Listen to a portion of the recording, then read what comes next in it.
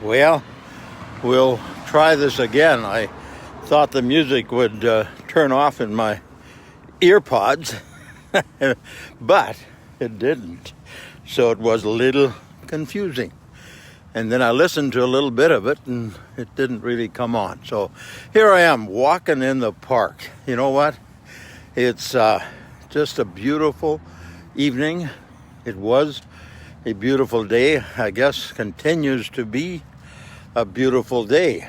And, I was listening to or reading Calvin Goertzen, the education minister from Steinbach, and he had gotten up a little early this morning. Talks about how he was grumpy. And then he went on a conference call, a video call, Zoom, whatever it may be, during the morning at the legislature in his office. And he listened to people from around the world. And I guess he said, there were places talking about this one lady with drones flying by her apartment block, literally making sure people were locked up and locked in, locked down, whatever you want to call it. He drove home in the evening, still tired, but just a bit more grateful for his lot in life at this particular time. I've been watching, and it's starting to happen, those kinds of things we thought would happen. Initially, it was all about the health, and it is still about the health. But as the economy in Alberta keeps dropping, 10 more suicides for every percentage point or so, wow, that's a sad commentary on our society today. But at the same time, here I'm walking. It's beautiful underneath a lamplight. And yet people are losing jobs. Borderland School Division, half of the support staff laid off. Brian Pallister, our premier, talked about how there's a memo that says there's going to be some really significant layoffs within the provincial civil service. This is only going to get worse as far as the economy is concerned. Yes, it's all about health, but at the same time, who knows where all of this is going? And again, I am all for the health, but at the same time, our economy, which also reflects the health of individuals, is also going to be in deep trouble. Well, I'm not a pessimist. I look at that glass half full and not half empty.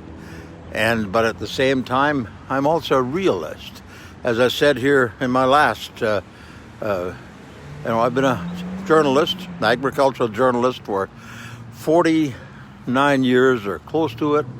Started in radio in 1971. Had farmed with my dad and brother for 10 years before that. I think I started to farm at age 17. I failed out of grade 11 in Plum Coulee in 1965, I guess it was. And Dad says, you know what? It's time to go farming. Well, I went first to Winnipeg. I had my first job in the city of Winnipeg. Moved in with Lloyd Penner, then a very good friend, and we lived on 174 Maryland. The house is still there, in a basement suite. And then I came home to farm the next spring. And so my brother had been staying home for a number of winters already. I don't know if he ever worked off the farm, maybe a little bit for a contract position. But so the next winter, I stayed home. I was a farmer, so I joined my brother and cousin Jake and my girlfriend's Uncle Henry Peters, and we curled in the farmer's schedule and entered a lot of bonspiels around southern Manitoba. Had a great time, but it didn't do anything for my self-worth. The next year, I decided I wasn't going to get up late. I wasn't going to lay around and hang out. I went back to Winnipeg and got another job. And so therefore, I farmed in the summer, went to Winnipeg. Then the next winter, things changed.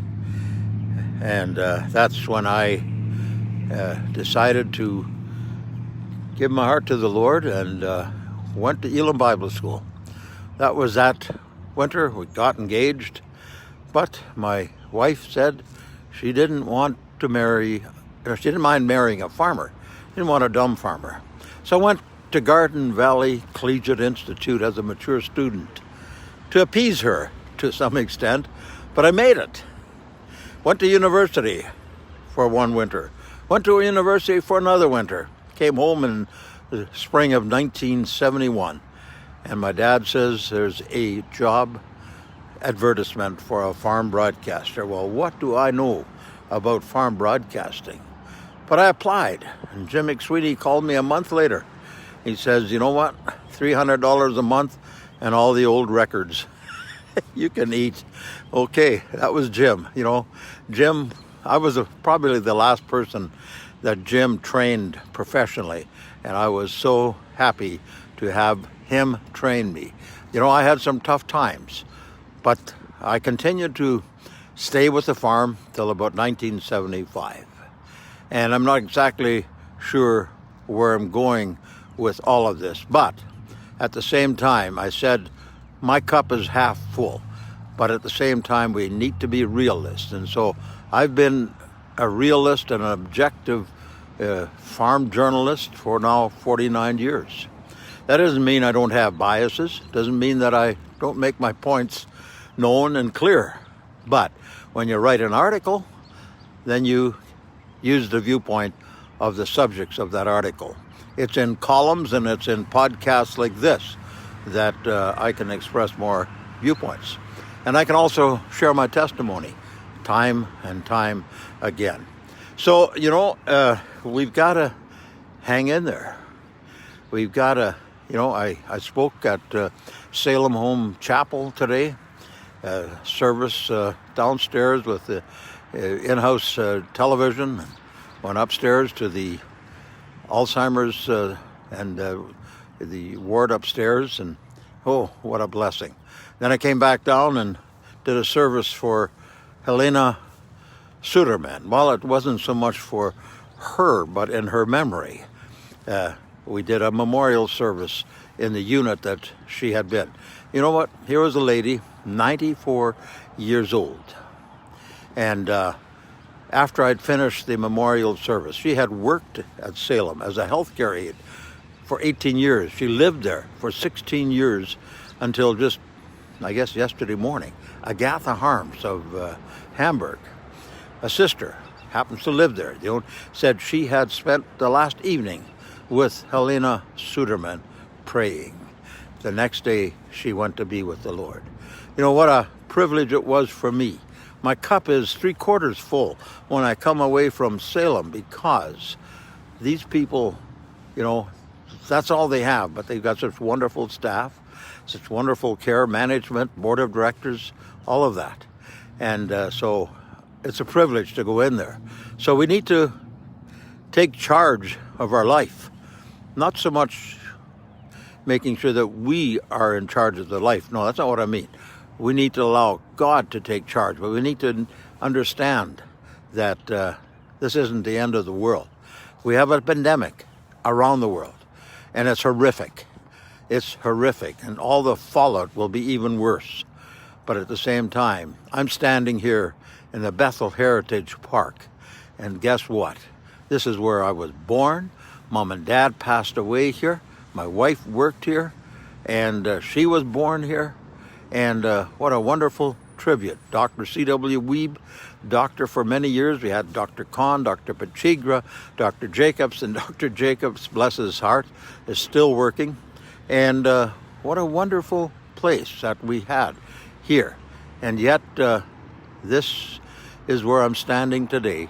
And I just thank God that this is where I am in today's society, in today's life. And I trust that wherever you may be, you will feel the same. Well, that's it for this time around. I'll be back, hopefully, tomorrow. Have yourself a great night somewhere, sometime, somehow. I will see you again. And that's Seaman Says.